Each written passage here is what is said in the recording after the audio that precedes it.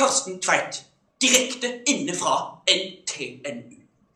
Høysesongen for revyer er i gang, og høydepunktene kommer på løpende bånd.